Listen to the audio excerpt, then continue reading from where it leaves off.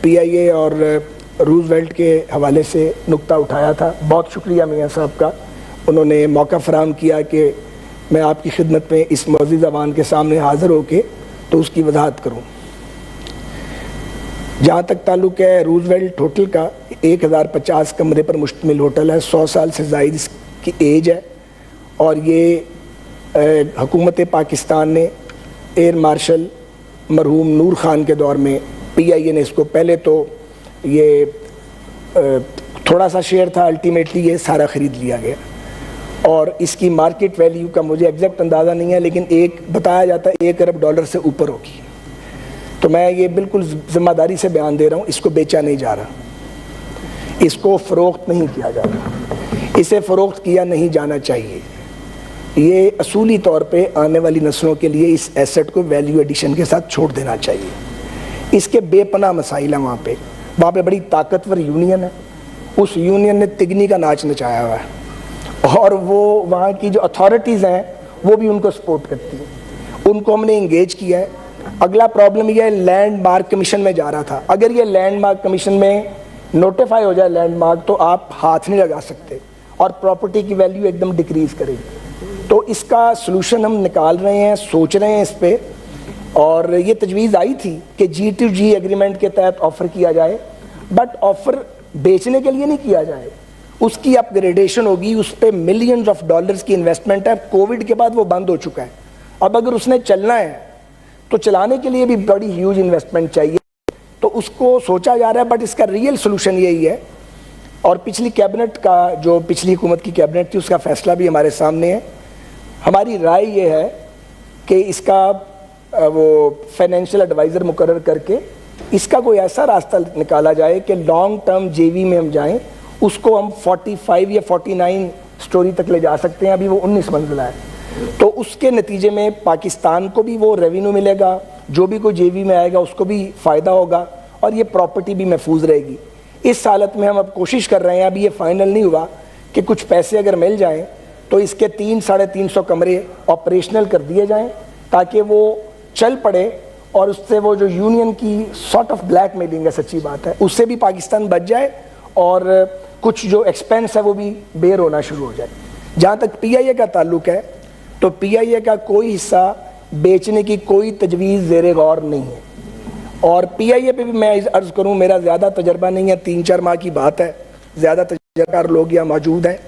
میں نے 4 ماہ میں یہ جناب محسوس کیا ہے کہ پی آئی اے کا ٹرن اراؤنڈ ممکن ہے, اور پی آئی اے کے ٹرن اراؤنڈ کے لیے سرکار سے کسی بیل آؤٹ پیکج کی ضرورت نہیں. لیکن آپ پی آئی اے کو 4 سال دیں, لیکن جو آپ نے ایویشن پالیسی بنائی ہے, اب یہ ذرا دل خراش بات ہے. بلیم گیم تو آسان کام ہے, تم نے یہ کیا, میں نے یہ کیا, تم غدار ہو, وہ چور ہے, فلاں, یہ کہتے رہیں, جو منہ میں آئے کہتے رہیں, لیکن ذرا کبھی اپنا ٹٹولیں اپنے آپ کو. یہ کیا ایویشن پالیسی بنا گئے ہیں, جس میں لوکل ایویشن انڈسٹری بیٹھ گئی ہے, پی آئی اے کا بھی بھٹا بیٹھ جائے گا, اور کس طریقے سے اس پریشر کو ہم لے رہے ہیں. اب ہم اس میں سیف گارڈ ڈالیں گے انشاءاللہ, اللہ تعالیٰ نے موقع دیا تو ضرور, لیکن پی آئی اے کی امپروومنٹ ہو رہی ہے, اور نئے ایئر کرافٹ بھی بیچ میں آ رہے ہیں.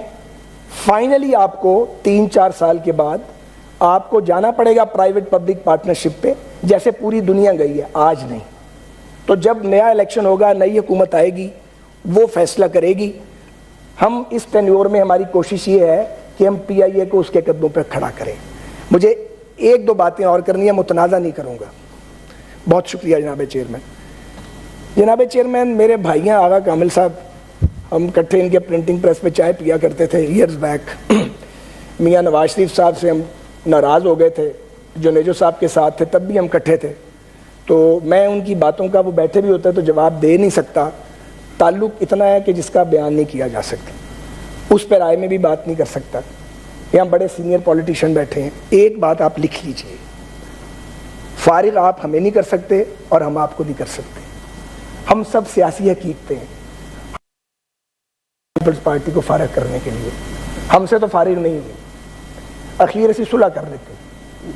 تو بھیا بات یہ ہے, پبا پار بھی آپ زور لگا لیں, پی ایم ایل این کو, پیپلز پارٹی کو, ریجنل پولیٹیکل پارٹیز کو, کسی کو, جے یو آئی کو, باقی جماعتوں کو, نیشنلسٹ پارٹیز کو فارغ نہیں کر سکتے. ہم بھی آپ کو نہیں کر سکتے. گالیاں دے کے مقابلہ کرنا ہے تو دیتے رہے. اور دوسری بات یہ ہے کہ یہ بات تاریخ کا سبق ہے. سیاسی حقیقتیں دب سکتی ہیں, کمزور پڑ سکتی ہیں, ختم نہیں ہوتی. ختم ہونا ہوتا تو ضیاء الحق پیپلز پارٹی کو لے جاتا, فارغ کر دیتا, اور پرویز مشرف ہمیں فارغ کر دیتا. اگلی بات, اصل بیماری ہے اس ملک کے مارشل لاء. 36-38 سال کا مارشل لاء ہے. ہمت ہے ان پہ بات کرنے کی؟ اور اس کے بعد ان مارشل لاؤں کے نتیجے میں بننے والی تلچھٹ جو حکمران بنتی ہے وہ کوئی بھی ہو, یہ ہے تلخ ترین حقیقت. پہلے لوگ مسلط کیے جاتے ہیں اور آپ بھی اسی کا حصہ ہیں. کبھی سیدھا مارشل لاء آیا, کبھی نقاب پوش مارشل لاء آیا. اب بات ہے کہ اگر سیم پیج پھٹ گیا ہے, ہم نے نہیں پھاڑا, ہمارا یقین کریں چیئرمین صاحب کوئی قصور نہیں ہے. سیم پیج پھٹا ہے, آپ نے کیا کیا, کیا ہوا, ہمیں معلوم نہیں ہے. ہماری استدعائی ہے کہ آخری بات, جمہوریت کو کوئی باہر سے کمزور نہیں کرتا. جمہوریت کی ٹانگیں ہم توڑتے ہیں سارے مل کے, ایک دوسرے کے منہ کالے کرتے ہیں. جب ہم جیلوں میں ڈالتے ہیں بے رحمی سے اور پھر مذاق اڑاتے ہیں, کچھ شرم آتی ہے ہمیں چیئرمین صاحب؟ نہیں آتی. یہاں پہ ان کے ایک صاحب گرفتار ہیں, میں نے تو ایک لفظ نہیں بولا ان کے بارے میں. میں ابھی علی بھائی کو یہ بات بتا رہا تھا آپ کے پاس بیٹھے. گزارش یہ ہے کہ جب کوئی جیل جاتا ہے تو اس پہ بغلیں نہیں بجانی چاہیے, کوئی بھی ہو. خوش بھی نہیں ہونا چاہیے, کیونکہ باری تو سب کی آنی ہے. تو باری جب ہماری آ رہی تھی, ہم یقین کریں نہیں چاہتے آپ کی باری ہے. ہم بڑی تکلیف کاٹ کے آئے ہیں.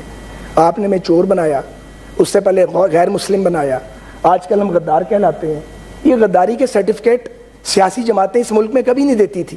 غداری کے سرٹیفکیٹ مارشل لاء لگانے والے دیا کرتے تھے. یہ پہلی پولیٹیکل پارٹی دیکھی ہے جو دوسروں کو غدار کہتی ہے. آپ مرضی کے مالک ہیں, وہ ہم پاکستان بنانے والوں کی اولادیں ہیں. ہم اپنا سارا کچھ چھوڑ کے آئے ہیں, ہم مہاجر ہو کے وہاں سے آئے تھے.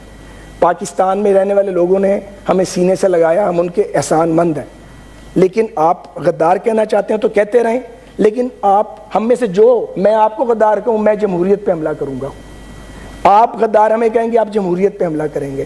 کیونکہ ہم تو ایک دوسرے سے سلام نہیں لے سکتے, ہم تو ایک دوسرے سے مکالمہ نہیں کر سکتے. جناب چیئرمین, جو سیاستدان ڈائیلاگ نہیں کر سکتا, جو سیاستدان اپنے سیاسی مخالف سے بات نہیں کر سکتا, جو سیاستدان اپنے مخالف کی شکل دیکھنے کا روادار نہیں ہے, وہ کچھ بھی بن سکتا ہے, سیاستدان نہیں بن سکتا.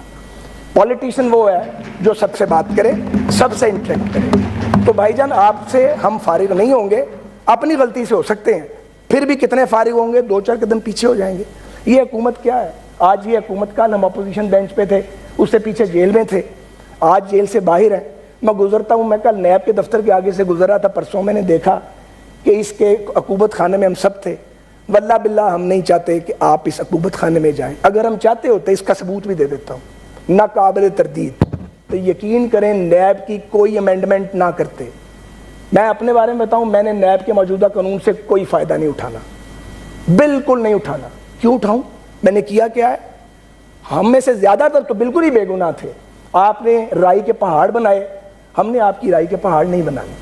اور بد زبانی جو بعض اوقات ہماری طرف سے ہوتی ہے, میں یہ سینٹ میں کھڑا ہو کے کہہ رہا ہوں, کیوں ہوتی ہے؟ آخری بات, ہم جب پک جاتے ہیں ہمارے کان گالیاں سن سن کے, ہمارے لوگ کہتے ہیں 2-4 بندیاں کو تسی جواب دیو کی گل ہے, تاڑی زبان چھالے پہ گئے, تو پھر ہمیں بات کرنی پڑتی ہے. اب بھی وقت ہے, ابھی بھی ہم اپنے آپ کو سمیٹیں اور ہم سوچیں کہ کیا باکسنگ رنگ میں ہم اترے ہوئے ہیں, کیا یہ ریسلنگ ہو رہی ہے, اور یہ گندے گندے الزام لگا کے ہم پوری سیاسی برادری کو عوام الناس کی نظر میں کنٹروورشل کر رہے ہیں. اور آخری بات یہ ہے کہ ہمارے لیڈران انسان ہیں, مہاتما نہیں ہیں. انہیں اولیاء اللہ کا درجہ نہ دیں, خدا کا واسطہ کچھ سوچیں. یہ اولیاء اللہ نہیں ہے, انسان ہیں. ہم اپنے لیڈران کی تعریف میں کلابیں ملاتے ہیں, انہیں پتہ نہیں کیا بنا دیتے ہیں. بھائی وہ ہم جیسے ہی انسان ہیں, بھیا ضرور تعریف کریں, ان کے ڈسپلن میں رہیں, لیکن سیاسی اقتدار کے لیے ایک کا منہ کالا کرنا, اپنے لیڈر کو مہاتما بنا کے پیش کرنا, جواب میں بھی گالی آئے گی. تو اس پہ ہم سب کو سوچنا چاہیے. Thank you. The House stands adjourned to meet again on Friday, the 19th August 2022 at 10:30.